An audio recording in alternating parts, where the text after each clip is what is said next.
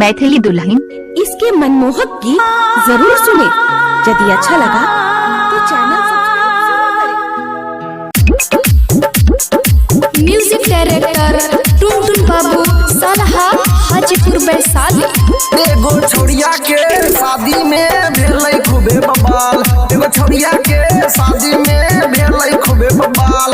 बरतिये संगे भाग गेलै रे गाँव वाली माल, बरतिये संगे भाग गेलै रे गाँव वाली माल। एगो छोड़िया के शादी में भेलै खूबे बवाल, एगो छोड़िया के शादी में भेलै खूबे बवाल। बरतिये संगे भाग गेलै रे गाँव वाली माल, बरतिये संगे भाग गेलै रे गाँव वाली माल।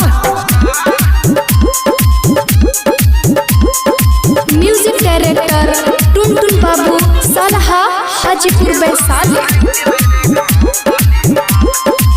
देखा बरतिये लई को देलकै कांड रे, छौरी त छौराबा के मार देलकै आँख रे। हाँ देखा बरतिये लई को देलकै कांड रे, छौरी त छौराबा के मार देलकै आँख रे। देखै में लागै छौरी बड़ा बेजोर रे, छौरी त देखै छेलै छौरबा के ओर रे, छौरी त देखै छेलै छौरबा के ओर रे। धीरे धीरे प्यार में छौरी तोरा लगलै ताल, धीरे धीरे प्यार में छौरी तोरा लगलै ताल। बरतिये संगे भाग गेलै रे गाँव वाली माल, बरतिये संगे भाग गेलै रे गाँव वाली माल। म्यूजिक डायरेक्टर टुनटुन बाबू सलहा हाजीपुर वैशाली।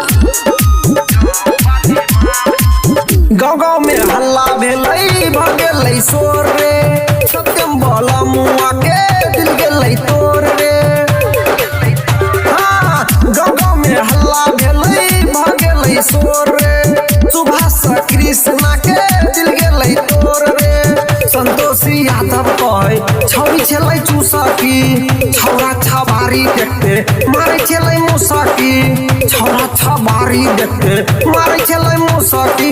हमरो गाँव के छौरा सब देखने छेलै चाल, हमरो गाँव के छौरा सब देखने छेलै चाल।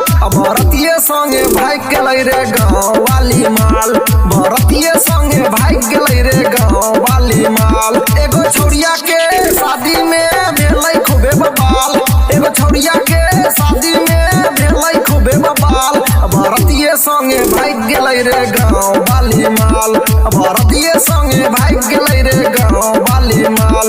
एगो छोड़िया के शादी में मचलै खूबे बवाल, एगो छोड़िया के शादी में भेलै खूबे बवाल। बरतिये संगे भाग गेलै रे गाँव वाली माल, बरतिये